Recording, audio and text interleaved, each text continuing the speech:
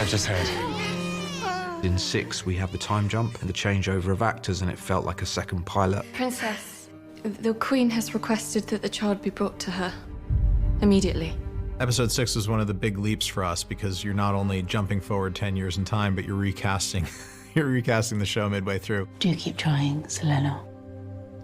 Sooner or later, you may get one who looks like you.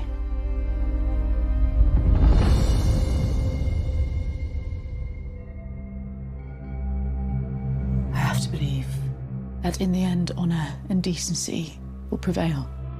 After having his heart broken, Kristen Cole has found a new muse in Alicent. His loyalties have shifted completely because Alicent's the one who pulled him out at the moment at which he was at his lowest, and now he's sworn his vows to her. She tells him we must do what's right and remain on the side of righteousness. He takes that as a reason and an excuse to expose as much as possible Rhaenyra's wrongdoings, and Kristen Cole cannot help himself. Your interest in the Princeling's training is quite unusual, Commander. Most men would only have that kind of devotion toward a cousin, or a brother, or a son.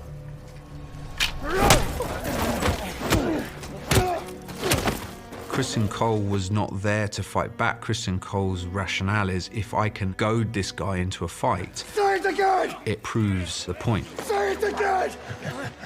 Lord as a match. You have laid us open to accusations of an uglier treachery. This has been percolating for a long time, the pressure that Rhaenyra is under, and it seems that finally she has reached a point where the lie is too much to bear. People have eyes, boy.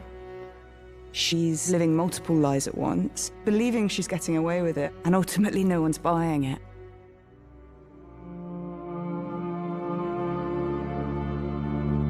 When Viserys names her heir, that comes with an understanding that she'll have to change. But that piece of information is never received, and so behaviours that she had previously are suddenly met completely differently.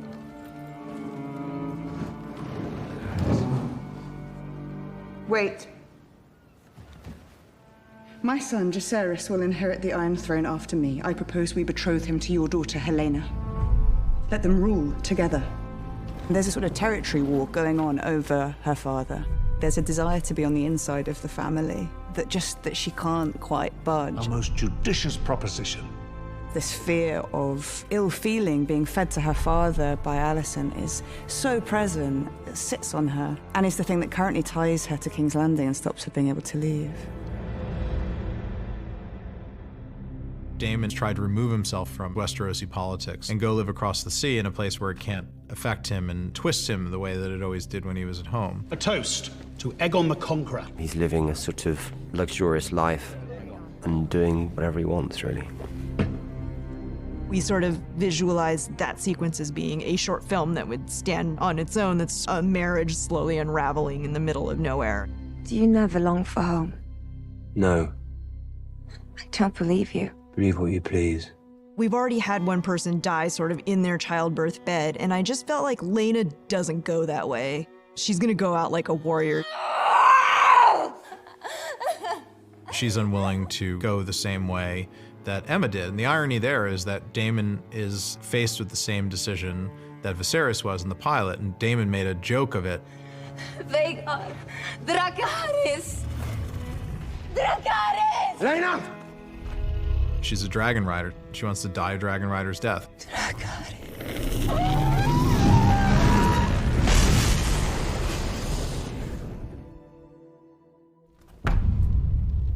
Episode 6 it brings into focus one of our villains, and that's Larys.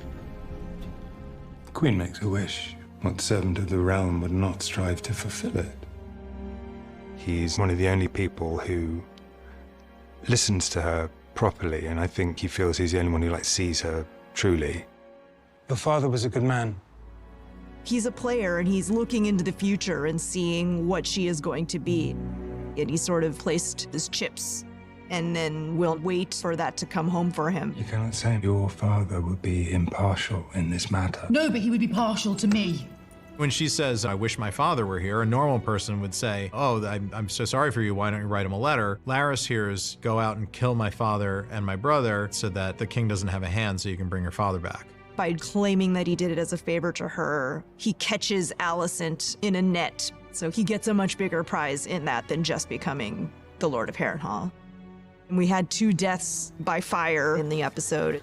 At the end of the day, both Daemon and Rhaenyra lose the person who had shored them up and given them the ability to maintain the life that they had been living. We're leaving. To Dragonstone, then? I should have left years ago. Now this is adult Rhaenyra. She's no longer the impetuous teenager. She's much more thoughtful and calculating in the way that she approaches things. In the end, episode 6 is the beginning of the shift where the story starts to become about the children. It's not just Viserys and Daemon and Rhaenyra and Alicent. It's also this new group of kids. It's Aemond and Aegon and Jace and Luke. It's multi-generational. It is a story about family and about parents and children. And so one of the themes that we are exploring is family beefs getting passed on to our children and things that we do for our children that we maybe shouldn't. Those are the children that are going to essentially fight in this coming war together. There's a whole bunch of unsaid, unspoken drama within these families, and Viserys' deeply seated internal family problems come to boil over later on in the series. You may do as you wish, husband. When I am cold in my grave. Alicent.